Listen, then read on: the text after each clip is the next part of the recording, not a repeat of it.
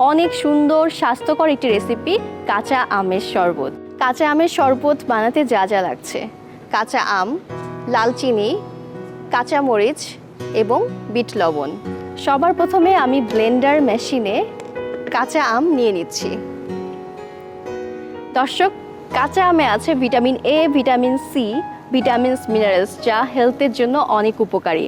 অনেকের দেখা যায় যে কনস্টিপেশনের প্রবলেম থাকে, কনস্টিপেশন রোধ করতেও সাহায্য করে এই কাঁচা আম। এবং যাদের ওজন বেশি তারা নিয়মিত কাঁচা আম খেতে পারেন, কারণ কাঁচা আমে ফাইবার থাকার কারণে ওজন নিয়ন্ত্রণে সাহায্য করে।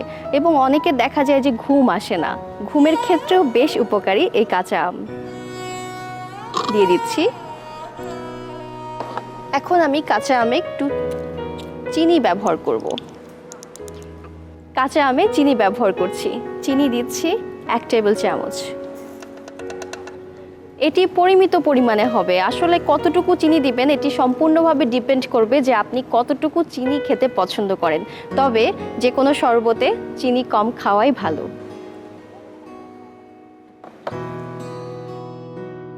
এখন আমি দিয়ে দিচ্ছি কয়েকটি কাঁচামরিচ।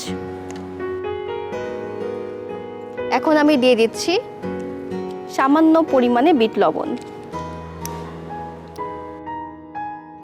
দর্শক, আপনাদের সাথে কথা বলতে বলতে আমি কাঁচামরিচ একটু বেশি দিয়ে ফেলেছি, তাই আমার কাছে আরও একটু আম আছে, আমি সেটিও দিয়ে নিচ্ছি।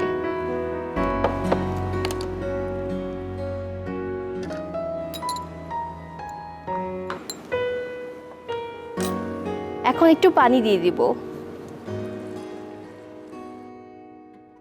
সুপ্রিয় দর্শক, আমার হাতে যে জারটি দেখতে পাচ্ছেন এটি হলো আরএফএল জুস জগ। এটি 100% ফুড গ্রেড ও বিপিএ ফ্রি হওয়ায় খুব সহজে গরম পানি অথবা ঠান্ডা পানি অথবা জুস আপনি এখানে সংরক্ষণ করে রাখতে পারবেন এবং খুব সহজে এটি পরিষ্কার করতে পারবেন। এখন ব্লেন্ড করে নিচ্ছি।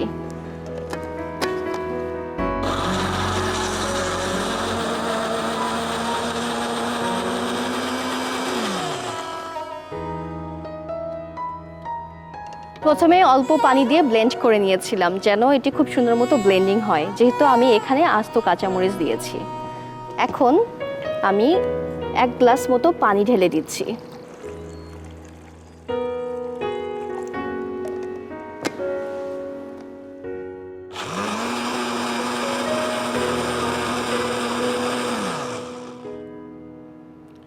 দর্শক, আমাদের এই কাঁচা আমের শরবত তৈরি হয়ে গেছে। এখন একটি গ্লাস নিয়ে নিচ্ছি।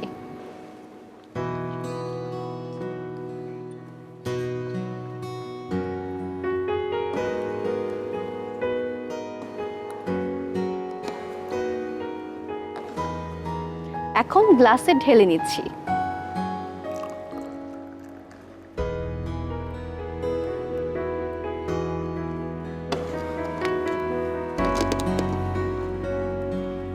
এখন পরিবেশন করব সামান্য বিট লবণের গুঁড়া দিয়ে।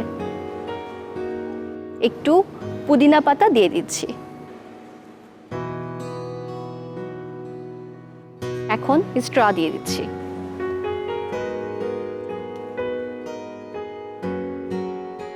সুপ্রিয় দর্শক, তৈরি হয়ে গেল মজাদার ও পুষ্টিকর কাঁচা আমের শরবত।